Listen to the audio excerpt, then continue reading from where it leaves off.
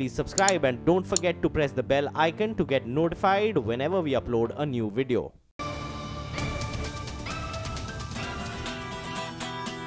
अनहद नाद बजाओ जी सब मिल, अनहद नाद बजाओ जी सब मिल, हेरी होरी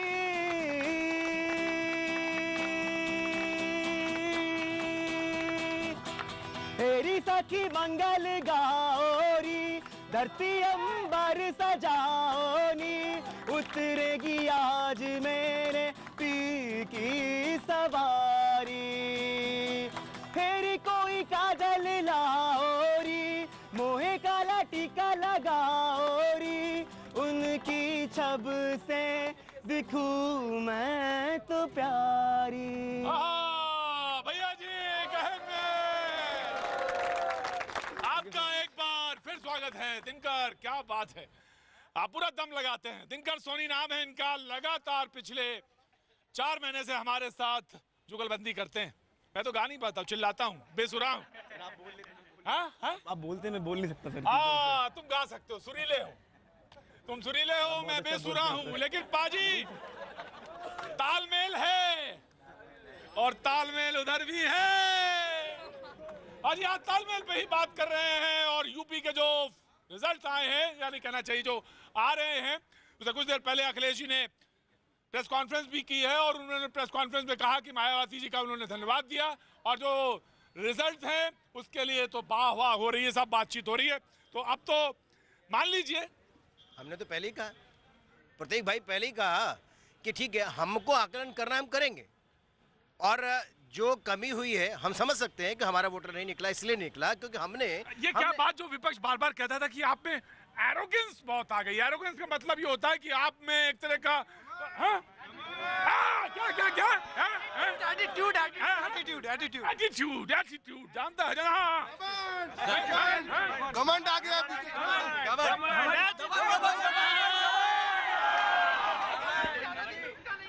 ये ना प्रतीक भाई, मैं मान लेता हूँ, लेकिन कभी भी घमंड नहीं आया।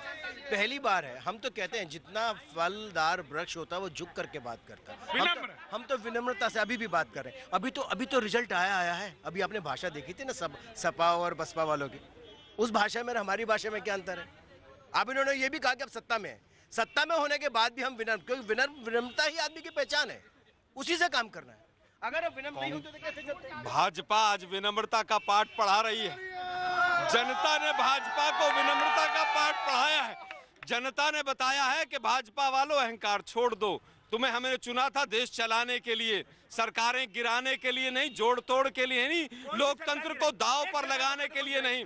2 विधायक भी जहां बने, दूसरे विधायक तोड़कर। मुझे बता दीजिए, अगर 25 साल से कोई कांग्रेस सरकार में बैठा रहा हो त्रिपुरा के अंदर, वो सरकार 25 साल से थी, वहाँ पे भारतीय जनता पार्टी को पूर्ण बहुमत से सरकार में लेकर के आए, असम में लेकर के आए, तो फिर दिक्कत किस बात की है? अरे चुनाव जीतना अलग बात है, हम चुनाव जीते हैं, लगातार सरकारें राज्यों में सरकारें बनी है और सरकार जनता ने चुनी है और इसलिए चुनी है क्योंकि जनता के हित में काम कर रहे हैं। लेकिन मैं मान सकता हूँ उपचुनाव हम हारे हैं, ये माने हैं हमने, चुप ना हारे।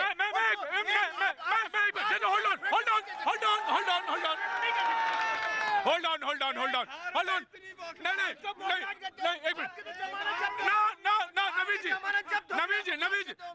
नवीन जी, आलोक जी, मैं आता हूँ। अवधेश जी, मैं एक चीज पूछना चाहता हूँ, क्या मीडिया जो है इन चुनाव को जरूरत से ज्यादा इलैबोरेट कर रहा है? मीडिया ज्यादा ज्यादा कर रहा है ना? इतना नहीं करना चाहिए क्या? इस बात को मैं नहीं मानता हूं। देखिए, इस चुनाव को दोनों पक्ष ने, मैंने पहले ही कहा कि एक राष्ट्रीय परिप्रेक्ष्य दे दिया था। दोनों पक्ष ने इसको प्रतिष्ठा का विषय बनाया था। 25 वर्ष बाद बसपा और सपा साथ आए थे जाने के लिए, और वो ये था कि अभी तक मोदी और शाह की जो जोड़ी है वो अपराजय है, शायद पराजित नहीं हो सकती है। लेकिन ऐसे चुनाव परिणाम आए हैं कि इसको महत्व आपको देना पड़ेगा। ये सामान्य उपचुनाव नहीं है। राजस्थान में उपचुनाव हुआ, हम मीडिया ने उतना महत्व नहीं दिया। मध्य प्रदेश में उपचुनाव हुआ, वहां भी कांग्रेस जीती, महत्व नहीं दिया। लेकिन ये एक चुनाव देश की राजनीतिक दिशा बदल सकती है अगर इस चुनाव से निकले हुए संदेशों को पकड़ा जाए तो। इसलिए मीडिया के पास इसको पूरी तरह ठीक से दिखाने का, इसके महत्व को बताने का, जनता को यह समझाने का, ये चुनाव कोई साधारण उपचुनाव नहीं है, ये चुनाव देश की दिशा बदलने वाला है। ये हमारा दायित्व था और वही हम कर रहे हैं। हाँ, एक बहुत देर से बोले। हाँ जी, बोलो। 3 चीजें बोलूंगा। हाँ, बोलो। जिन्होंने बोला गठबंधन की सरकार, मायावती, बुआ और भतीजे ये बोल रहे हैं कि बीजेपी तोड़फोड़ करती है। सोनिया जी के घर में बैठक होती है, खाने पे बुलाया गया, जोड़ तोड़ सब कर, एक मिनट, जोड़ तोड़ खप करते हैं। यही काम उन्होंने बिहार में किया, टूट गया लालू के साथ, लालू जो इतना घोटाला किया। दूसरी चीज, एक चीज अच्छी हुई है बीजेपी की सरकार में, वो ये अच्छी हुई है कि राहुल गांधी एक मिनट रुको, राहुल गांधी एक मिनट बोलो तो दो। राहुल गांधी रुको एक मिनट भाई, राहुल गांधी जनेऊ पहनना स्टार्ट कर दिए हैं और इटली में उनसे पूछो कि क्या मंदिर जा रहे हैं या नहीं जा रहे हैं। सबसे बड़ी बेरोजगारी इस टाइम, सबसे, और युवाओं के लिए सबसे ज्यादा बेरोजगार है। सबसे इस टाइम सबसे नोटबंदी से सबसे ज्यादा नुकसान हुआ। आलोक जी कि जो 2014 में कांग्रेस जो 2014 में जो वायदे किए गए या जो 2017 में उत्तर प्रदेश की जनता को जो वायदे किए गए, उनमें से कोई भी पूरा नहीं हुआ। बहुत हुई महंगाई की मार, अब की बार उनकी सरकार। बहुत हुआ भ्रष्टाचार, अब की बार उनकी सरकार। भारत पाकिस्तान, मर जवान मर किसान, भाइयों बहनों मित्रों, सब फ्लॉप हो गया है। जनता डिलीवरी चाहती है। जनता ने सरकार इसलिए बनाई थी कि आप डिलीवर करेंगे, आप डोकलाम कराएंगे, नीरव मोदी कराएंगे, शहादत बढ़वाएंगे, किसानों की पूरी तरह से आत्महत्या बढ़ती चली जाएगी, इसलिए नहीं चुना था। आज भारतीय जनता पार्टी पूरी तरह से बैकफुट पर है और पूरे देश को विनम्रता का पाठ। देखिए, आज ये बहुत कॉन्फिडेंट दिखाई दे रहे हैं, बहुत लबरेज है कॉन्फिडेंट के साथ। लेकिन मैं देखिए, मोदी। लेकिन अखिलेश यादव जी क्या कह रहे हैं, 2 मिनट सुन लेते हैं फिर लौटते हैं। जी, अखिलेश जी क्या कह रहे हैं? कई मौकों पर कहा कि जो सरकार जनता को दुख देती है, समय आने पर वही जनता उनको जवाब देती है। इस सरकार ने दुख दिया है, परेशानी दी है, लोगों के अंदर भय पैदा किया है, नफरत पैदा की है। आप सोचिए भाषा क्या है। सर, ये मैंडेट इस सरकार के खिलाफ है कि मोदी सरकार के खिलाफ? मैं ये कहता हूं दोनों सरकारों के खिलाफ है। चुनाव तो लोकसभा का था, लेकिन उत्तर प्रदेश जहां से 325 और 73 सांसद थे, लोग इंतजार कर रहे थे कि कब काम आएगा, कब खुशहाली आएगी। अच्छे दिन तो आए नहीं, लेकिन कम से कम जनता एक हो गई और बीजेपी के बुरे दिन लाने का काम किया। सर, भाजपा का कहना यह है कि कांग्रेस को वोटर्स कम आए इसलिए इसको फायदा सपा को मिल गया। अखिलेश जी, भाजपा का कहना यह है कि वोटर्स कम आए इसलिए फायदा सपा और बसपा को मिल गया। क्या आपको ऐसा लगता है उनके वोटर बाहर नहीं आए? मैं कहता हूँ कि हमारे एक्सप्रेसवे पे जनता नहीं चली थी। अगर 2017 में एक्सप्रेसवे पे पूरी जनता को मैं बस से लेकर के चला देता तो शायद 2017 में बीजेपी की सरकार ही नहीं बनती।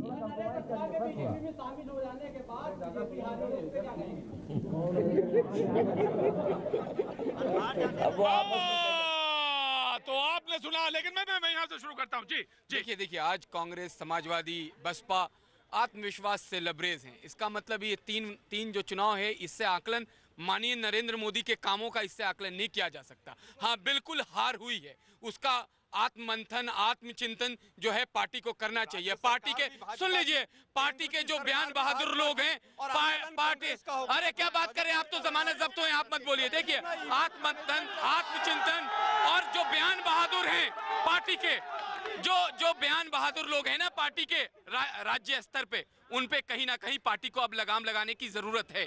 ये बहुत जरूरी है। आपको लगता नहीं, एक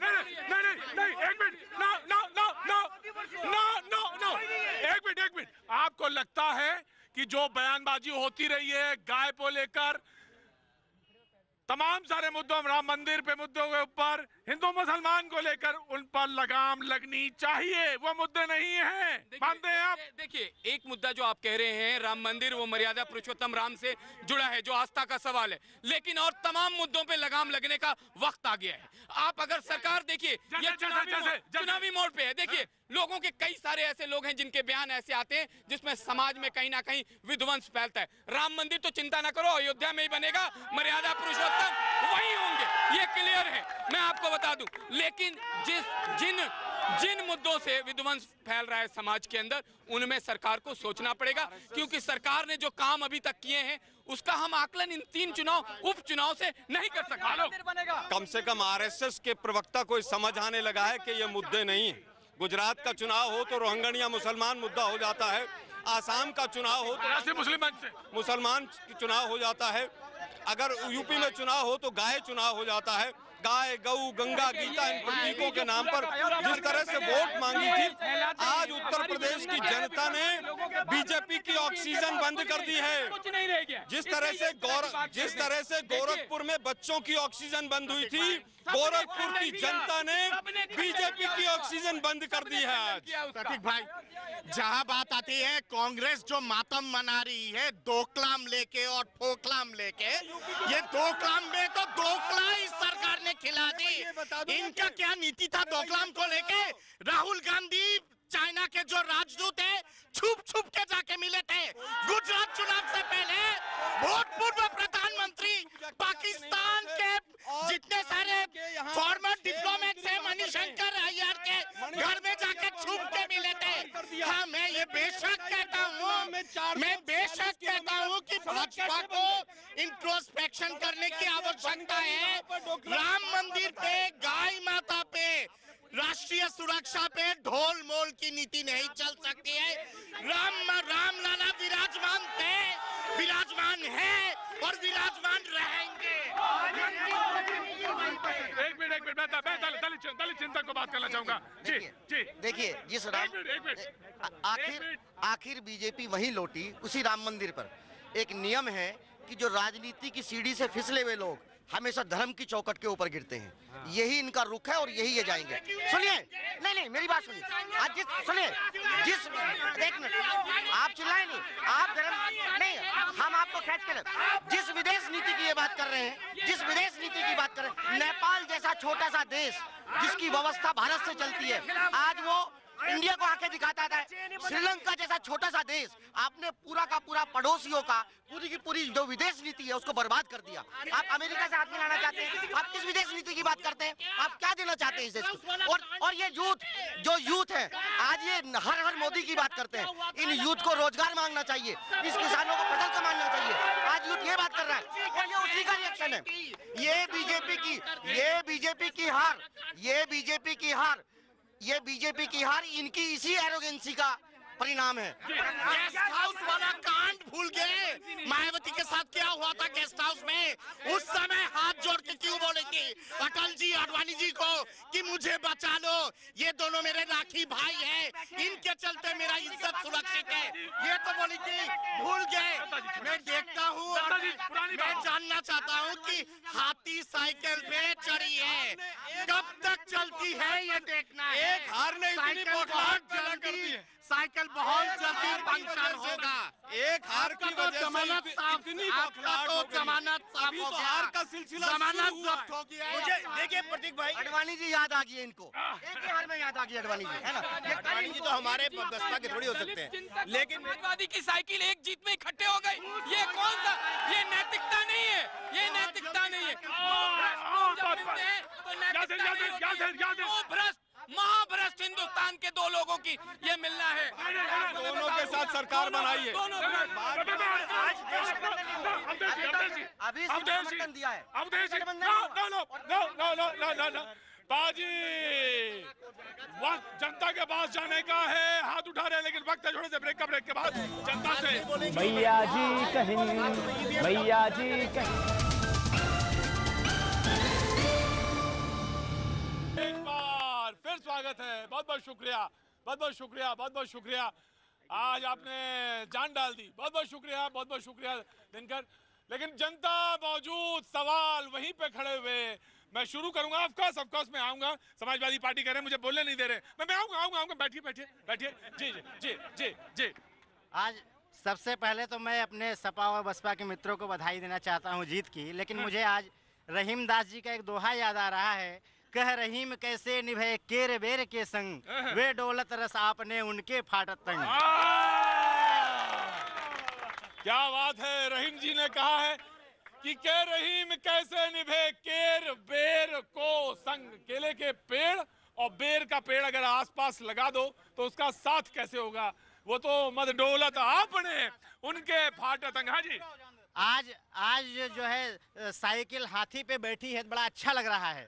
जरा कल्पना कीजिए हाथी साइकिल पे बैठ जाएगी तो क्या होगा?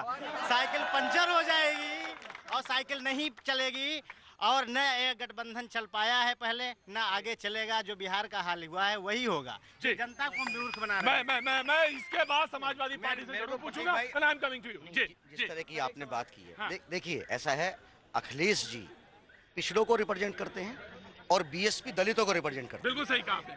इस जो गठजोड़ है, इस गठजोड़ की पृष्ठभूमि उस दिन तय होगी थी जिस दिन योगी जी ने गृह प्रवेश किया और उस घर को चूंकि वो ओबीसी का एक व्यक्ति वहां पर रह करके गया, उन्होंने गौमूत्र और गंगा जल से उसको साफ किया।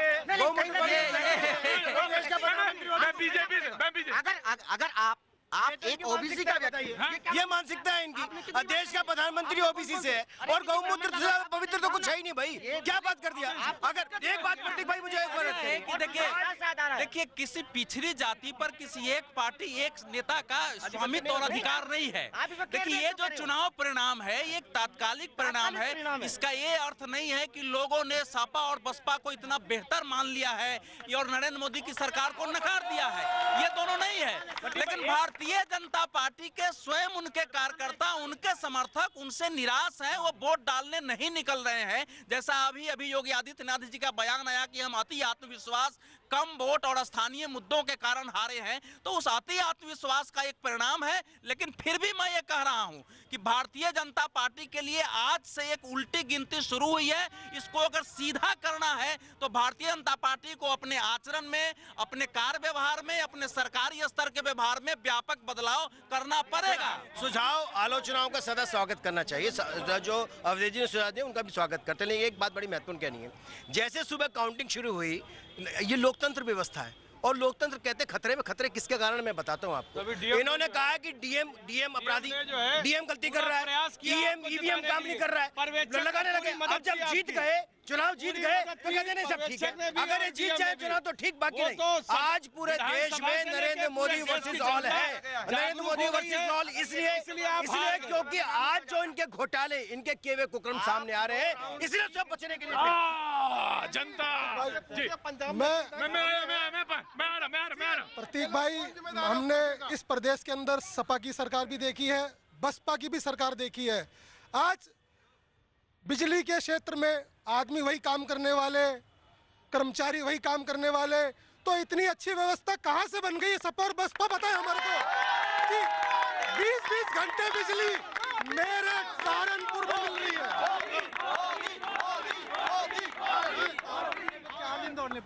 20-20 घंटे सहारनपुर, मेरठ, गाजियाबाद जहां हम खड़े हैं, इस मार्केट के अंदर 6-6, 7-7 घंटे का कट लगता था, जो आज 1 रुपए का कट नहीं लगता यहाँ पर।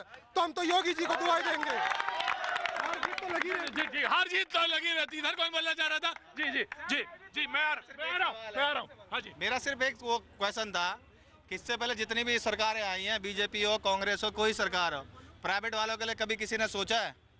नहीं सोचा। प्राइवेट जॉब करने वाला किसी ने सोचा? किसी ने भी, चाहे बीजेपी हो, चाहे कांग्रेस हो, चाहे बसपा हो, चाहे सपा हो, क्यों किसी ने मिनिमम या मैक्सिमम लेवल क्यों नहीं बनाया कि इनकी सैलरी इतनी होनी? जी, प्राइवेट नौकरी करने वालों को। जी, आपका जी। मेरा एक क्वेश्चन है, ये जो जैसा पहला मैच होता है इंडिया का और पहला मैच इंडिया हारती है, उसके बाद उसका जवाब पलट के मिलता है। एक तो ये क्वेश्चन है कि जो है वो जवाब अभी आपको मिलेगा। जो सपा बसपा अगर मिली हैं तो इसका नेतृत्व कौन करेगा? क्या आपने अभी तक ये फैसला किया है? अगर कांग्रेस करेगी तो जैसे पप्पू जी बेड़ागर करते हैं वैसे संभल के देखे। नहीं, ये लैंग्वेज बहुत ध्यान देने की जरूरत है। जी, मैं भाजपा को कुछ कोई पप्पू को प्रतीक भाई, मैं तो सोच रहा था कि आप पार्टी विद डिफरेंस है, कोई चीज नहीं। I won't allow you. मैं भाजपा को कुछ बुनियादी चीजों पे जहां पे भूल हुई है वो सब चीजों के लिए सुधार के लिए अपील करता हूं। बेरोजगारी हमारे देश में एक बहुत बड़ा मुद्दा है। जैसे मैंने पहले कहा था, यूपीए के कुशासन के चलते तमाम जितने सारे गंदगी फैला के गया है उन सबको साफ करना बहुत आवश्यक है। महंगाई चरम सीमा पे है, उस पे गौर करने की जरूरत है। अनएम्प्लॉयमेंट इस देश में बहुत ज्यादा है, उस पे गौर करने की जरूरत है। इसके साथ एक सेकंड इसके साथ साथ जो बौद्धिक आइडियोलॉजिकल मुद्दे हैं, रामलाला पे राम मंदिर पे रामलाला पे ढोल मोल की नीति नहीं चल सकती है राम मंदिर पे। फिर उसके साथ जो आया राम गया राम आते हैं। नहीं, जो तुम सुनो संजय भाई अगर आप बोलोगे तो मोदी चिल्लाएंगे। शांत रहो आप, थोड़ा शांत रहिए। मैं उनको भी रोकता हूँ, मैं इनको भी रोकता हूँ, आपको भी रोक रहा हूँ। राम मंदिर पे, गाय माता पे, राष्ट्रीय सुरक्षा पे, पाकिस्तान पे ढोल मोल की नीति नहीं चल सकती है। राम मंदिर पे स्पष्टीकरण देना होगा, गाय माता पे स्पष्टीकरण देना होगा, इंटरनल सिक्योरिटी पे स्पष्टीकरण देने की आवश्यकता है, क्योंकि जनता ने आपको 2014 में इन सब मुद्दों को ध्यान में रखते हुए एक भारी विजय दी। Thank you so much. मैं चाहूंगा दत्ता जी आप इधर जी। देखिए भैया, आप बोलिए। इस भारत देश के अंदर जो सबसे बड़ी चीज थी रोटी, कपड़ा और मकान, बड़ी मुश्किल से रोटी, कपड़ा और मकान देश में लोगों को मिल गया था। आज जब ये नोटबंदी हुई इस देश के अंदर, तब से रोड 2 नंबर का पैसा फंस गया सपा का, इसलिए दिक्कत है। इनका पैसा चला गया 2 नंबर का, इसलिए दिक्कत है। अरे कमाल करते हैं, नकारात्मक पॉलिटिक्स करते हैं, नेगेटिव पॉलिटिक्स क्यों करेंगे? आपने देश का खामियाजा है नोटबंदी, समाजवादी। अरे संजय नोटबंदी के बाद कितने चुनाव हुए?